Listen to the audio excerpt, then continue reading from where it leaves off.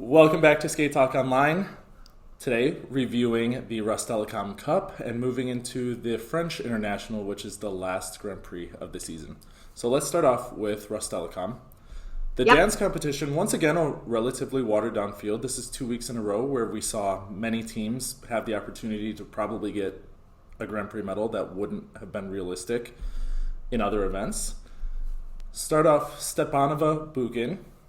Major balance check and a separation in the rhythm dance by her, and it just made the impression from that point on that everything was just a little bit off. And it just kind of looked like her blade wanted to stick on the wrong edge, and she was fighting to get onto that other edge, and it just really pushed them off their game, I think, as far as making an impression. Ended up with 74 points, still a reasonable lead over the rest of the field. I don't think they were happy with that. Go on to the free dance, though. I talked about this program in their first event. This is amazing choreography, especially the ending of the program. They were great technically. I think they couldn't have asked for anything more. But I think they can push the program even further by making it more introspective almost, because this is a program where they're trying to set this mood almost. And you see a lot of the time they're trying to sell it to the audience, when I think if it was just like a connection between the two of them, they could push it even further. What do you think? Well, to tell you the truth, and it's funny, in the Facebook Live on CBC Sports, we were talking about this last week. Frankly, I'm bored. I said it. I'm sorry. But basically, all of the free dances, with the exception of a couple, Hubble and Donahue being one, Gillis and Poirier being the other, we haven't yet seen Papadakis and Cizeron. They are all virtually indistinguishable from one another. I really like Stepanova Bukin. I think that they are a very interesting team. They're a very dynamic team. I want to see more. So I don't want to see meaningful slow piece after meaningful slow piece. I am frankly bored. Sorry, ice dancers, and I'm an ice dance coach. I'm like, ice dance is my favorite field, but all I'm seeing is the same thing. In fact, so, the choreography can be really good, and theirs is very good, but when I don't remember one single move, I don't know. We don't agree on this one. I actually like this program. I think they just need to push it out a little bit further, and I think, again, we talked about it, I really see them, if they can develop even more throughout the season, I think they're really fighting for a world medal. I know that Do you know what? I love them. So I'm agreeing with you. It's kind of like when Emmanuel Sandou would skate. I knew what he could do. So every time he came on the ice, he was like teasing me with all of that potential. Yeah. And when he wasn't able to deliver, it was like almost personal.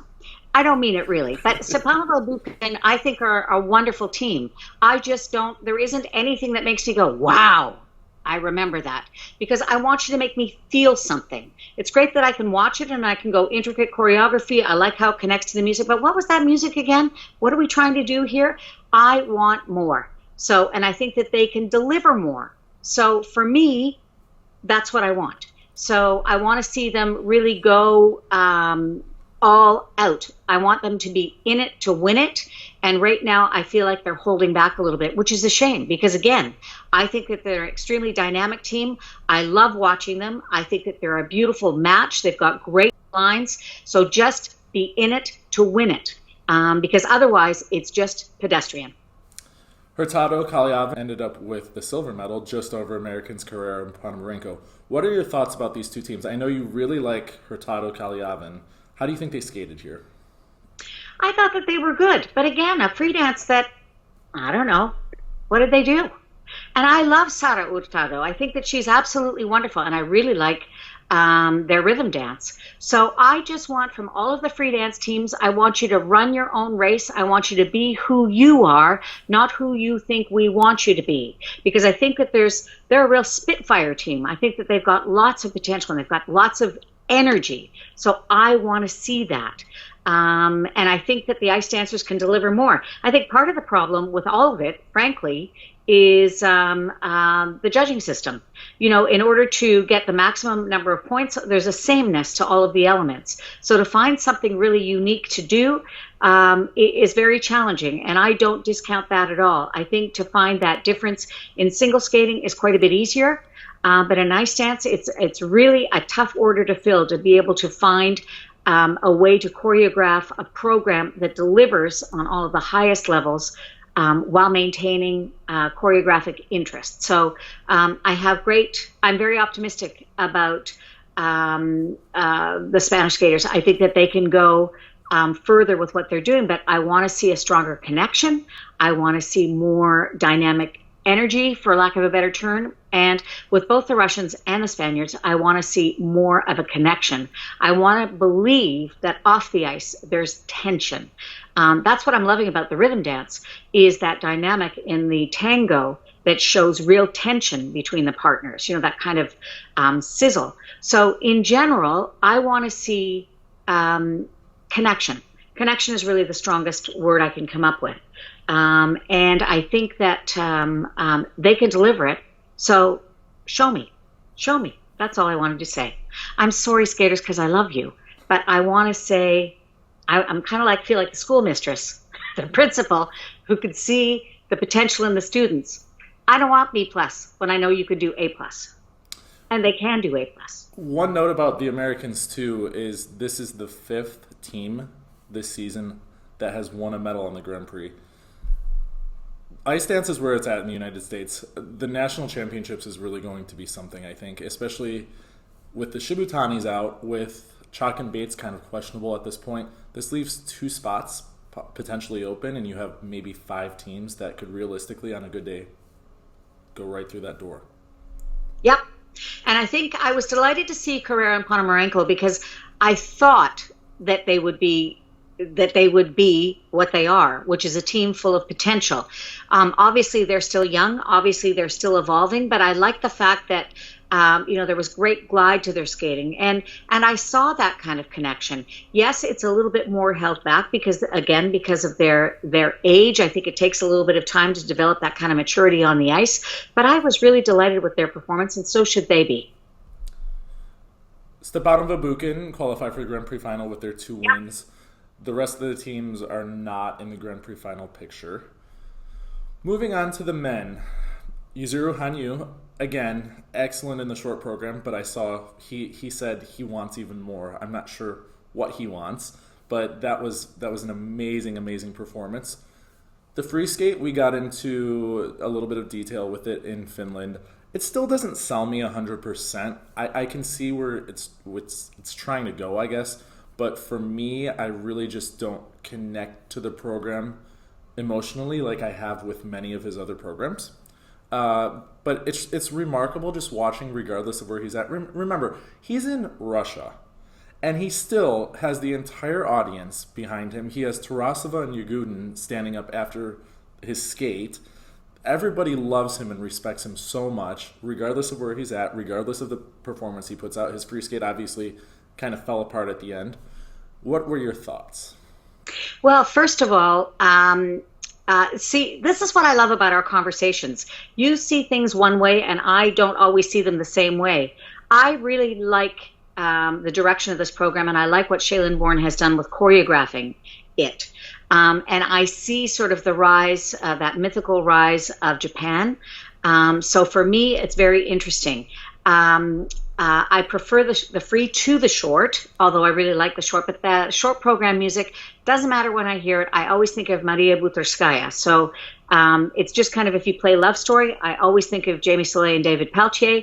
So for me, it's music that has sort of a stamp on it of somebody else. So, but regardless, I mean, I love the way he skates. Now, what's remarkable about that free program is the injury to the right ankle earlier that day in the practice, and his decision to skate. And there's all kinds of speculation about whether or not he will be able to get to the Grand Prix final. He expressed apologies to the fans about his triple axel in the Kiss and Cry, and I don't know if you heard Brian Orser say, that's enough now. Mm-hmm. But Yuzuru really feels strongly about performing not only for himself, but for his fans. He takes that role very seriously. So I really like the free. I like pretty much all of it. I like the different levels. I like the different positions that he's taking, especially that one that opens the program. So for me, this is a totally watchable program. and I am not bored. Seimei is my favorite, by the way. The one that he won back to the Olympics. That's my favorite. I've liked many of his programs. There's just something that's not clicking yet. I have no doubt that later in the season I'll probably end up loving it and be the biggest fan of it, like I am everything else he does. Just right now, I'm not sure what it is. But I do want to ask you, with the Grand Prix final, does he take the risk of competing here? I mean, it's 2 weeks after, well, this weekend, and then there's a 2-week break, and then it's right into the Grand Prix final. Would it be wise for him to just sit it out, just in case? You know what? Nobody's asking me, obviously. However, the maternal part of me would say, you've already been down this road before. You don't have anything left to prove at all. And if, in fact, he's back in the season to be able to land the first quad axel in competition, I would save my energy for that if it were me. Now, he is like a thoroughbred racehorse, chomping at the bit, ready to go, ready to compete. So who knows, in fact, what will happen there. But I'm hoping that for his sake and for his health's sake, we don't want to see a situation where he has permanently compromised something in his feet, because that could waylay all kinds of other plans down the road, including, this competitive season. So in my mind, it all depends on how he feels and what his medical team says and what his coaches think. But, we know that Yuzuru Hanyu has nothing to prove. I mean, was it Alexei Yagudin who calls him the god of skating? I mean, really, from that level to say that Hanyu's the god is really quite something. So, I don't know. What do you think? Again, it's his choice. He knows his body best. Sure. Maybe it was just something that was a day or two injury, just needed to be iced, whatever, and now he's fine. But if it's anything that is slightly serious, I would say, you don't need the Grand Prix final to prove anything. Japanese Nationals is right after that. I mean, there's no question that he's going to be on the world team, even if he doesn't compete at Nationals. So maybe, I know he wants to push the sport technically. I know he's kind of doing things with his own voice, I guess, this year. He's doing it on his own pace.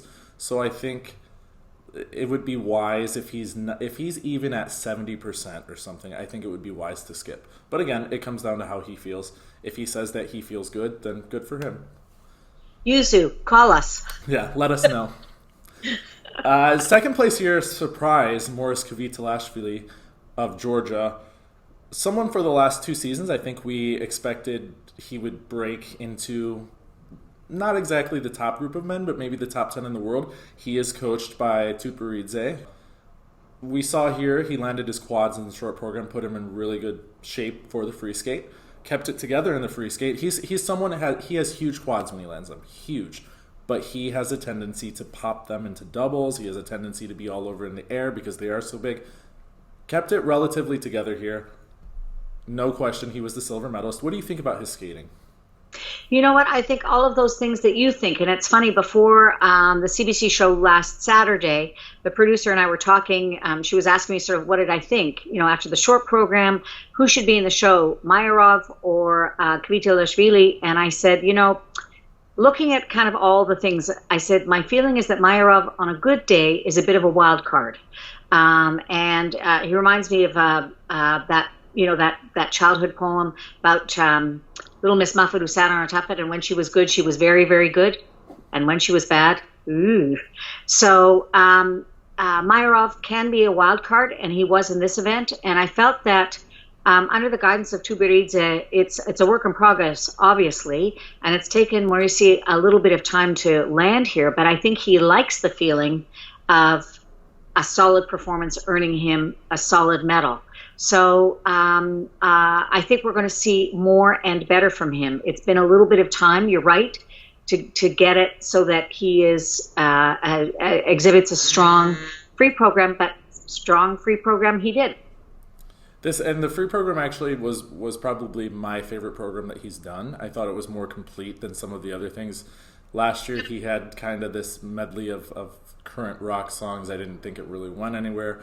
This year, and they were scissors. Yeah. This year it was more of a complete performance, I think, and he was enjoyable, and I was happy to see that he ended up on the podium. Yeah. Finally put it together. Yep, me too. Kazuki Tomono of Japan finished in third. He was the one, I think we mentioned before his first event, he was third place in the free skate at Worlds last year, so obviously he has the potential. Let's talk about his free skate. It's, when you skate to Riverdance, the music kind of lends itself into certain choreography. For example, you know when the footwork's going to be. You know what piece it's going to be. You know when the slow section is to bring in the second half. It kind of tells the story itself. I did think this is choreographed by Misha G, who just retired after last season. I just saw Jason Brown the entire time, to be honest. I think there were so many similarities. Yeah. But I love his skating. I really do love his skating. I just think this program was heavily influenced by the success of what Jason Brown did. And before Jason Brown, Shaylin Bourne and Victor Kratz. Yes, but these people weren't even born yet when they skated that. But you know what's kind of cool about it? Here's what I think is genius about that program. Jason Brown was an original Riverdance. I mean, that was something that sort of emanated from within, and his joie de vivre in his expression of that music was completely infectious and completely kind of unique. So his is a standalone performance as far as I'm concerned. Same with Shaylin Bourne and Victor Kratz for that matter. Tomono, I think that with a young skater who may be not 100% secure yet on how to express music, you give them something like Sing Sing Sing or Riverdance or something else that is fairly strong in character. It maybe takes away the nerves or the worry about how am I going to express Turandot or how am I going to express something else. So I think that was actually kind of a genius move. It didn't remind me of Jason, the music, of course. It didn't remind me of Jason because Jason's, for me, is a standalone performance.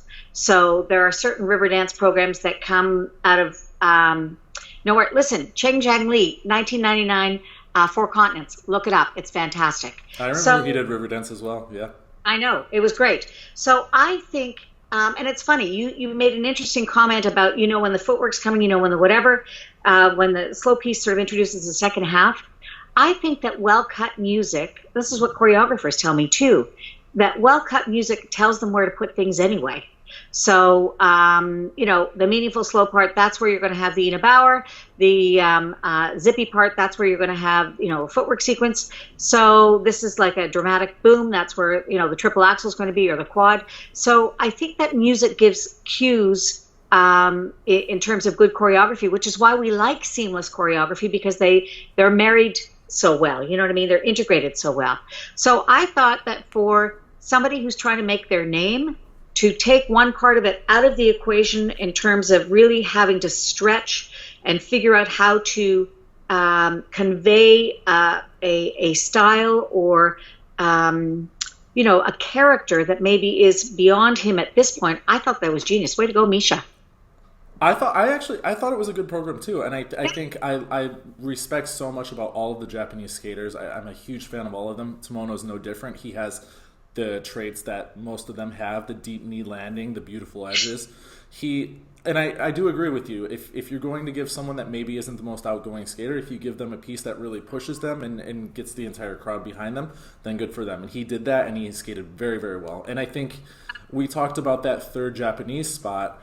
Takahashi's kind of pushing to maybe be in the race, but you cannot forget Tomono, and especially after these performances. Quad salchows, when they're on, beautiful. And he's not 31. Yeah, and he's not 31. So that part, that's no disrespect to Daisuke. Honestly, I am so glad to see him back in the game. But it probably, I know that at my age, it takes me way longer to get up the stairs than, a 12-year-old. So it's just the truth. The reality is that skating is a tough sport on all of those joints and all of those muscles, and it's hard to get back into it. But I'm really hoping that Daisuke, you know what? From a sentimental standpoint, I'm really hoping that Daisuke, I get to see him, as do you, maybe at Four Continents, maybe at Worlds, after whatever competition he's got to do to get those scores. I'm keeping my eyes out. Mikhail Kolyada, Russia, again, disastrous short program. Free skate looked like it was going to be one of those performances that we're hoping for from him, landed the difficult stuff, and then completely fell apart in the second half. I have the most respect for him as an overall skater. That Carmen, we've seen, in my lifetime, I've probably seen, no joke, 150 skaters or more try to do Carmen. And most of them you think, oh, nothing special, nothing really stands out. With him, he has the tension, he has the back, he has the choreography, he understands what he's doing.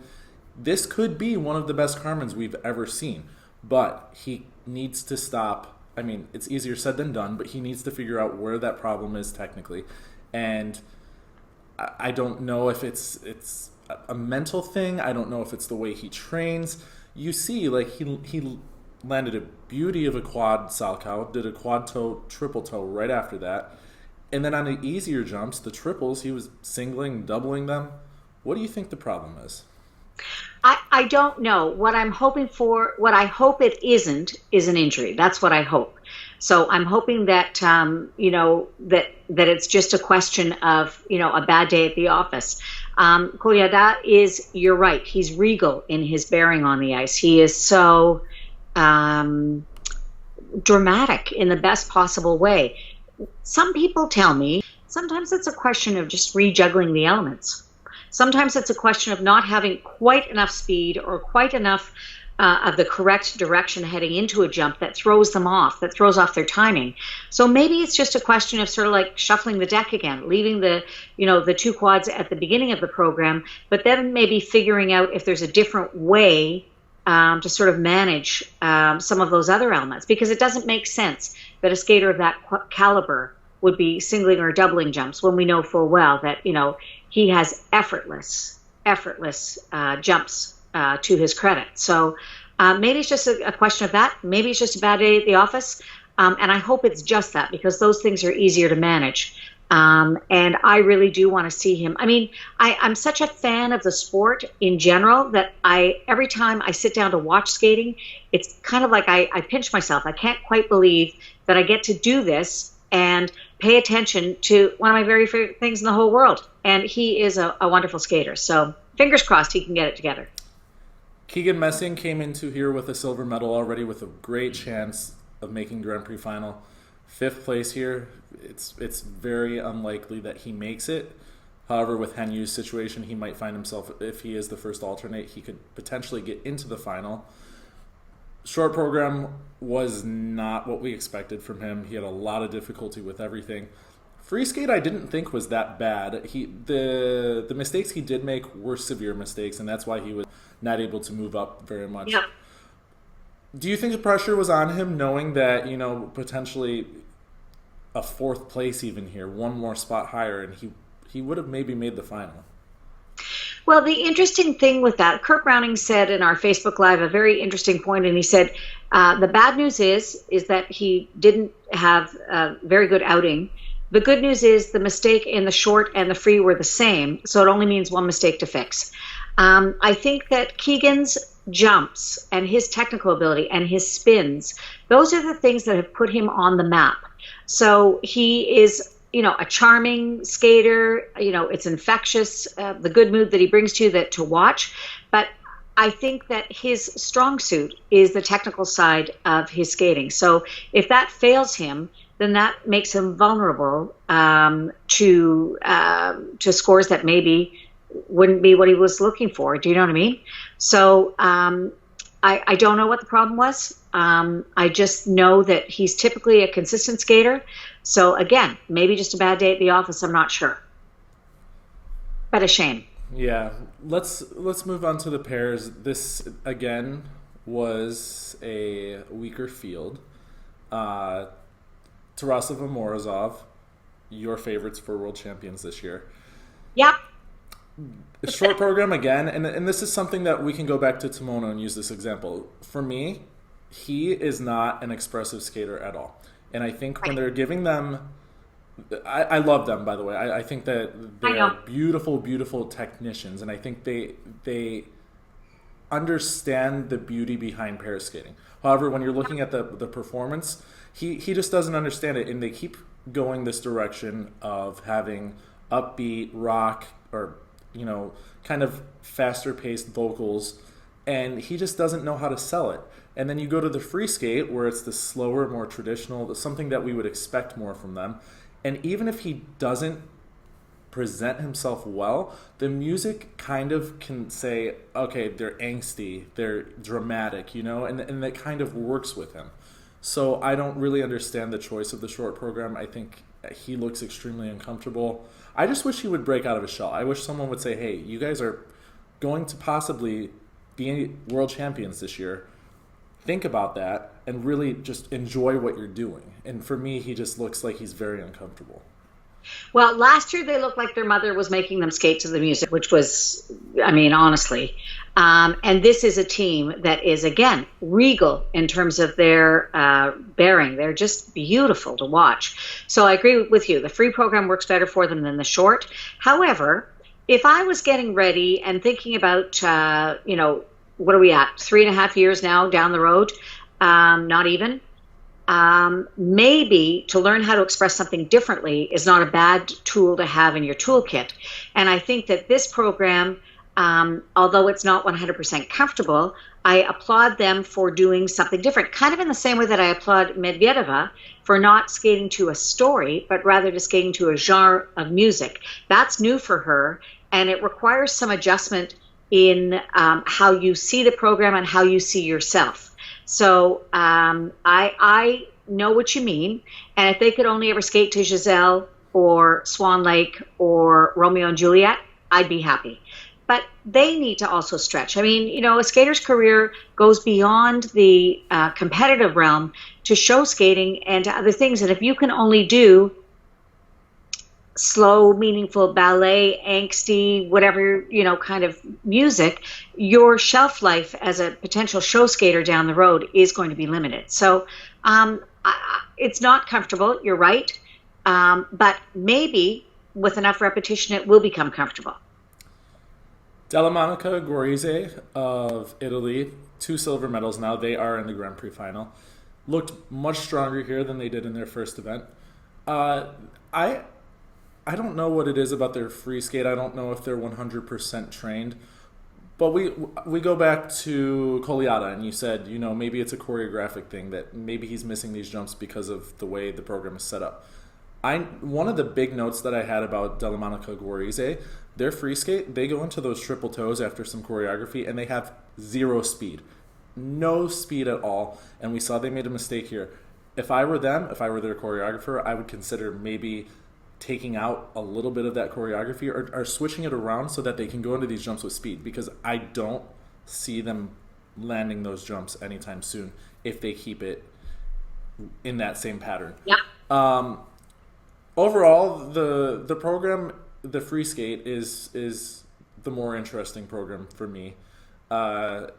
Again, I think they can push a little bit more. I think that within 2 weeks, they've already grown a little bit, so maybe by the Grand Prix final, we'll see something completely different. But their free skate score was strong, and I think the judges really like this team, and they want them to do well. That's interesting. To me, their free program always looks a little labored. And again, it may be a function of the choreography, of elements that could be more ideally placed for them to be able to rest, for them to be able to sort of interpret the music a tiny bit more. To me, it looks a little, as I said, labored. So although I agree with you that it has been pushed out a little bit in the last couple of weeks, I think the chances of us seeing anything dramatically different in the next 2 weeks, I'm not sure that there's enough time. There's a team that I would like to see a bit more of a connection between them. I think that that's one of the things that's kind of magical about pair skating, is that relationship that we see on the ice, that sort of protective nature of making sure that each skater is doing what they're supposed to do in order to ensure that they both survive. So dangerous sometimes. So Della Monica and Guarise, good for them. I think that they'll enjoy the experience at the Grand Prix final. I think that they've got a tough hill to climb when the best on the Grand Prix circuit are all together. Pavlyuchenko Hoydakin of Russia, bronze medal here. Really messy free skate. They kind of let it go, and the comment we had in their last event was they don't listen to the music yet at all, but we see the potential in them. Their free skate was one of those skates that they're not going to want to remember. And the same thing for the other Russian team, Efimova Korovin. Both had chances to make the final. They needed to finish second place. Neither of them did. Maybe it was the pressure of being at home. Pavlyuchenko made a silly mistake. She fell on a crossover, and then it seemed like everything kind of went downhill from that point. Again, though, as far as that third Russian spot, this is wide open, and either of these teams could step through the door. We're going to see a team in France that, with a silver medal, which is very likely, will probably make the final. Maybe that will boost them up a little bit above these two teams. One team I do want to talk about, though, Miriam Ziegler is Severin Kiefer. This is the second event now that they're narrowly off the podium. First event was because they completely missed a lift at the end of their program.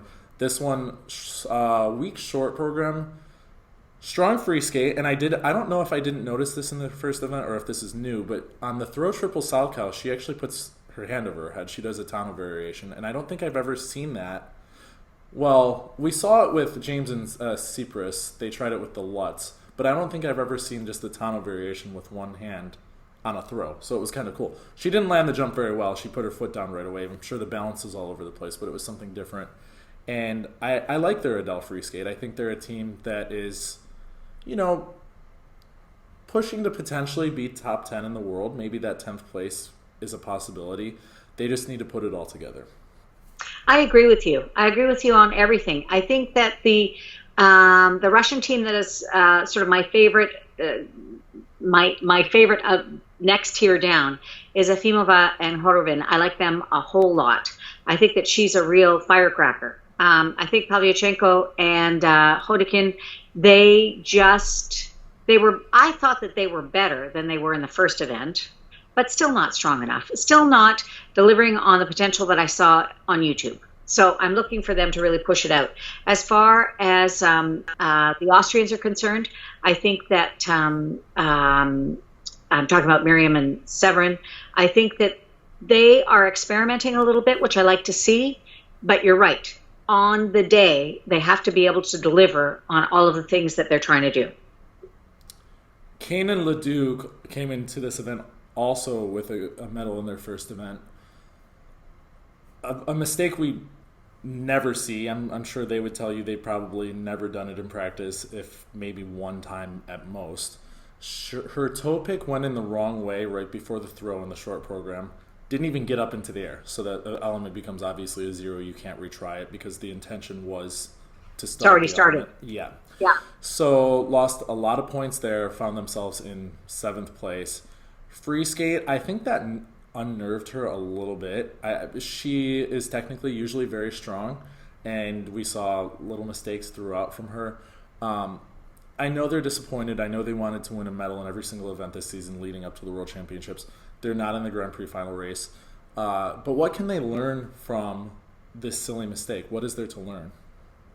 Sometimes silly mistakes aren't really of the person's making. Sometimes, we've all done it. Your toe pick hits that one little piece of ice that's a little bit, shatters off, and then you can't get a grip and you can't get up into the air. It just kind of happens. So I don't know that it's not anything that's training changeable. Sometimes it's just wrong place, wrong time. So I think that accepting the results is probably the first thing that needs to happen in order to be able to maximize the time getting ready for nationals, because that's really where the American teams are headed, is to be able to sort of say who's going to dominate at nationals, because that's really what's important for that. It's the one spot going to the World Championships. So I think that in some ways it's a blessing in disguise. I've heard from coaches before who've had teams who thought that they were going to be ending up in the Grand Prix final, and they're not. And then all of a sudden they can buckle down, and instead of having to focus on travel and jet lag and competition, they've got the time to be able to focus on what comes next in their competitive calendar, which is nationals. So I think that may end up being the blessing in disguise for them. Finally, the ladies' competition. Alina Zagitova ran away with this competition, but I did say in Finland, I thought that the under rotations were going to catch up to her. And I said specifically that triple flip is under-rotated, and I think they're not even looking at it because it is usually a money jump for her. We saw here the triple flip in the free skate, the first one that she did complete, was called under-rotated, and then the second one, she just twisted her body too quickly and ended up doing a double. I don't know what it is this year about that jump, but she's pre-rotating it and she's cheating it, and it's, the judges note, or the technical panel noticed this time. So I think she got some under rotations as well, other under rotations. I think she needs to. I think she's trying the best she can with her growth. Again, she says she doesn't see that as an issue, but I think it is pulling her off her game just a little bit. And it's physics. Yeah, it's physics. Yeah, it is, and she has to adjust to it, and to expect her to skate cleanly every single time. She wants to, and you can see the fire in her eyes, and you can see the disappointment when she doesn't. But it's not a realistic thing when you're completely changing your center. It was still a great skate, and sure. I like the choreography. The short program was great. I think that this may be a season where we slowly start to see things fall off just a little bit. I have no doubt that once she's adjusted to everything, she's going to be at the top again. But I do question, especially with the Grand Prix final coming, and we have some of these other skaters that are delivering, it might be a really competitive field, and it might not be Zagitova's to run away with like we thought maybe at the beginning of the season. It's so interesting. It's only been a year since we said, Alina who? And, we're looking at the Olympic champion. So the fact that she has done what she's done in sort of 14 months' time, going from, of course she was known, but not known in the senior way. And the fact that she's done what she's done is absolutely remarkable. And when your center of balance, when your technique, when you're all those things that you mentioned, the physics part of the sport change, it takes some time to adapt to it. Look at Elizaveta Tuktamisheva. By the way, great interview. Go listen to Tony's interview with Elizaveta. She was amazing. But when you think about it, when I first saw her, she was 14 years old at Skate Canada. Tiny little human. And then all of a sudden, growth spurt, and she's now, the regular height of most skaters, which is still short by regular standards, but nevertheless, it took her a long time to be able to settle back into what she knows how to do. Triple axel, jumps, speed, power. So I think Zagitova is in the same boat. It's unfortunate that in this sport, you can't just sort of go away and hide for the 18 months until you stop growing.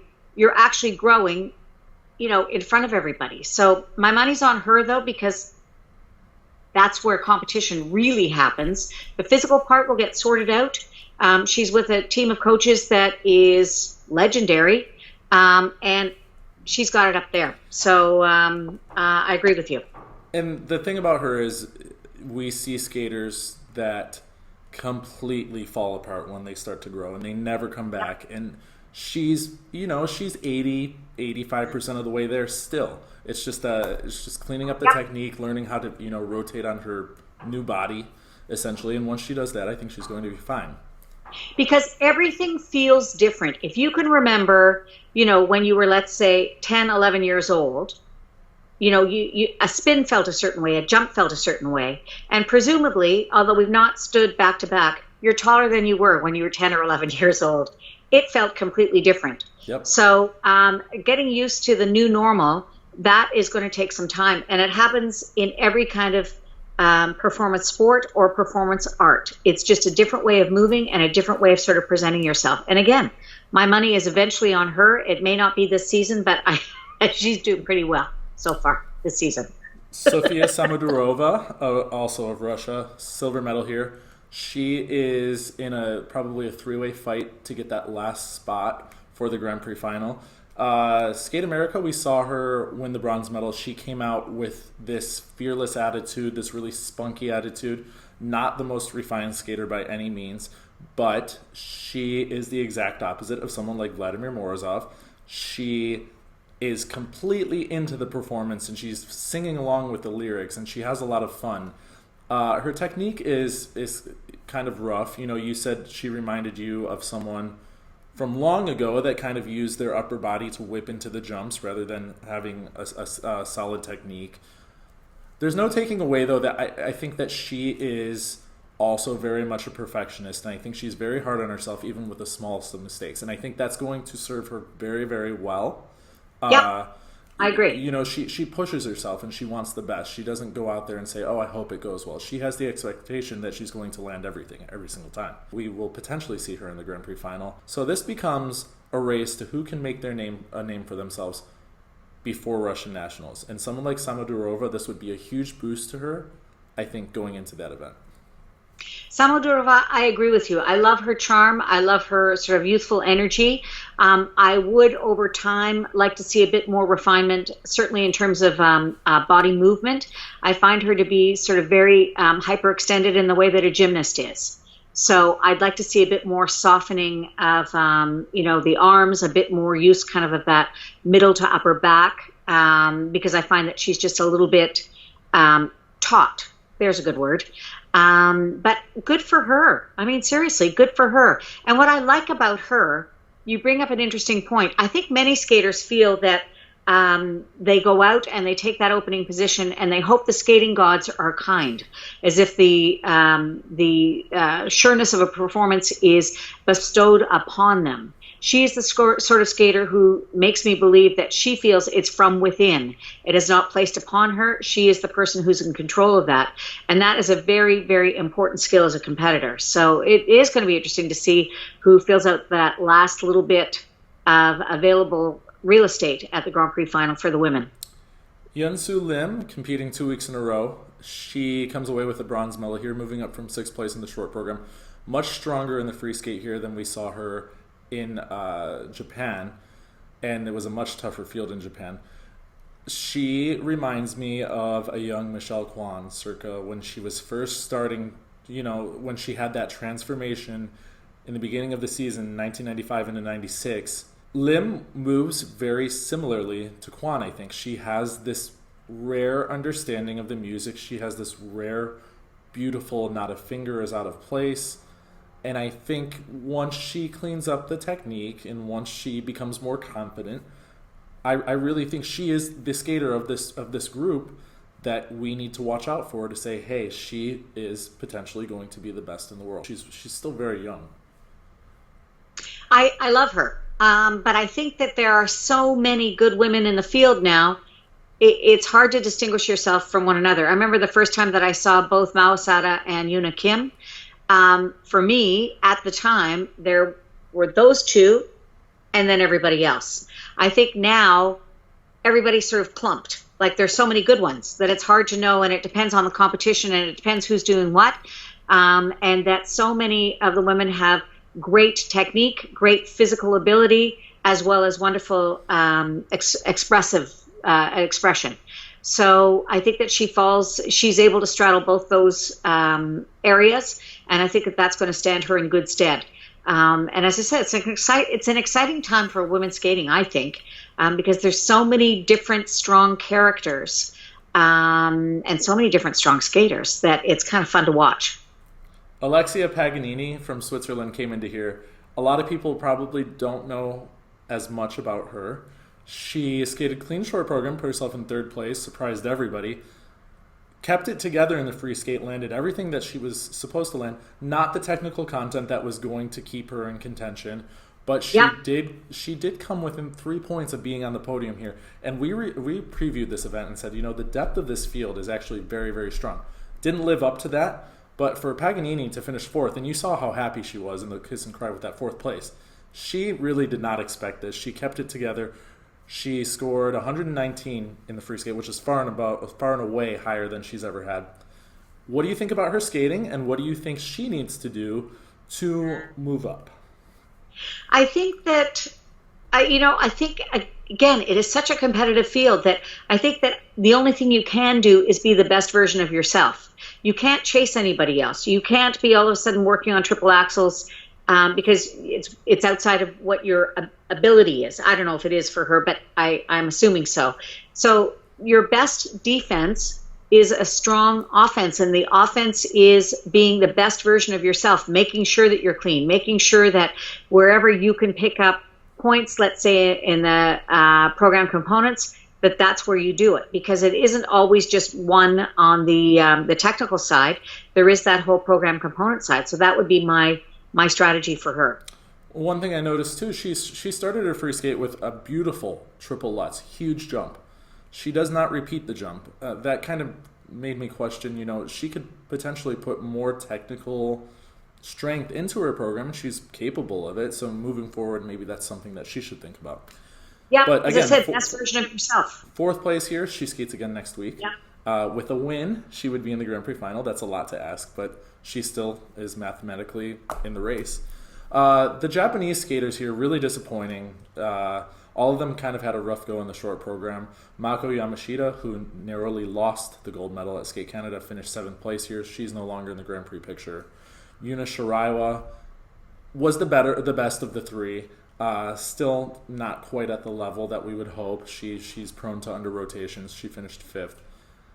But let's talk about Gracie Gold really quickly. Let's not go into. The thing about Gracie is she got this assignment in June. She said she was interested in coming back. The ISU was aware of that. There's a rule where if you want to come back, you can be placed in up to 2 Grand Prix events. The Russian Federation ended up deciding that they would like to see her skate in their event. So in those initial assignments in June, they put her on the roster. What this also did is that it gave her a pass from competing in the U.S. qualifying system to get into nationals. So she no longer had to do regionals, no longer had to do sectionals. That Grand Prix event put her into nationals. She obviously shows up here not 100%. No one's going to say that she was. She was, her short program, again, did not go anywhere near what she hoped. She was landing triples in practices. We've seen videos of it. We saw a video of her landing triples in the warm-up right before the short program. So she's capable of getting back to where she was. A lot of people jumped on the defense really quickly, though, against her. I saw a lot of people questioning why she would even go out and skate if she was in that condition, why she would waste our time. She has a lot of people supporting her as well. That's rude. Yeah, that's rude. I can't believe it because, you think about these initial assignments. June. It's now November. 5 months' time, she obviously is working to improve. She's working to get back to where she was. Is she ever going to get back to that level that's winning the short program at the World Championships? We don't know. But she's doing things on her own terms now. She's trying to enjoy the sport without the stress that she had before, and that's the biggest thing. She was always in her head before. She had mental illness that she had to deal with for a little while. She had an eating disorder. So all of these things, she's trying her best to come back. She delivers the short program that really didn't go as well. She withdraws before the free skate. A lot of people are questioning if she's ever going to come back after this. What we need to remember, though, is that her path back is not going to be someone that takes a little bit of time off and is automatically in gold medal contention immediately after coming back. And I think maybe some people expected that she should be in that form. It's not realistic. It's just not. So instead of pushing her down when she's already, 37 points, she's already, she knows this was not a good skate. She's probably embarrassed by it. She's going to go back and she's going to work harder and she's hopefully going to show up to nationals and deliver a performance that makes her happy, regardless of what that placement is. For now, it's all about her. And I think people need to realize these skaters that are coming back and trying their hardest, they're not doing it to make every last person happy. They're doing it for themselves, and for her, she wants to prove that she can enjoy the sport without the pressures that she had before. Here's the thing I want people to understand. Mental illness is not the same as a broken leg. A broken leg, you wear the cast for 6 weeks or whatever, you get some physiotherapy, and basically you can massage and work that leg back to where it was. Take a look at Nathan Chen. I mean, nationals in 2016, and then he goes on to deliver the kind of performance that he did in Pyeongchang and end up in 5th place from 17th. So we're not talking about something physical. We're talking about something mental, which is far more insidious because it affects you in your life in ways that you are not anticipating. With a broken leg, you don't have a voice that's saying, you're worthless, you're stupid, your leg is bad.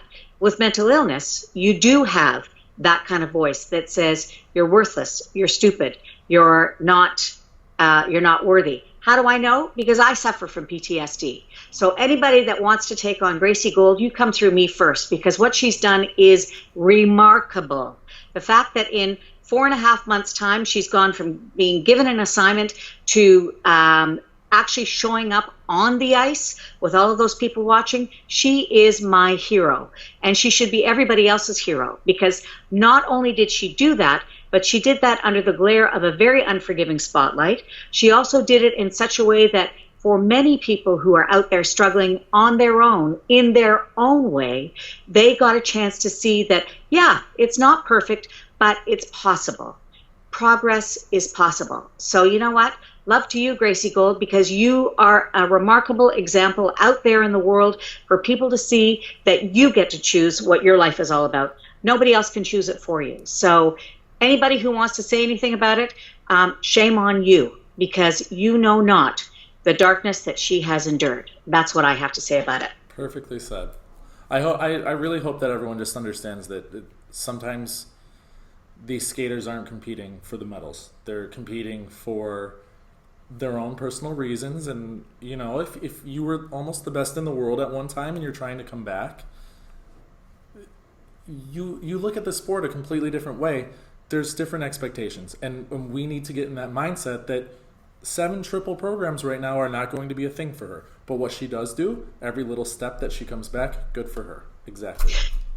And you know what's so interesting about being accomplished in the world? I've heard lots of people talk to me. I've been to 8 Olympic Games as a PA announcer and now FIFA World Cup, and among many world championships. And people, I will hear sometimes in the background, oh, so-and-so takes ownership of you being a PA announcer. And I go, that's really interesting.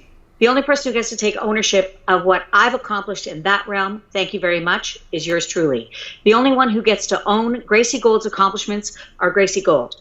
Is Gracie Gold, because she's the one that put in the hard work. She's the one that trained for years and years and years, and she's the one that gets to decide whether or not skating is finished for her. And it could very well be that all she wanted, I don't know, because I've only ever talked to her backstage, but it could very well be that all she wanted to do was, as Rocky said, go the distance. It wasn't about winning the medals. It was about getting to a point where she felt strong enough to be able to step on the ice and perform that short program. We don't know what going the distance means for Gracie Gold. We don't know what it means for anybody. But I caution people about being judgmental. I think that it's more important that we're kind. But I think it needs to be said. I think that there should be no negative about anything. I mean, we discuss the skaters, we critique them, but we always try to do it in a way that's constructive or reasonable. There's no reason to put anybody down for anything, and especially somebody like Gracie Gold. We should be 100% supportive of whatever it is that she wants to do.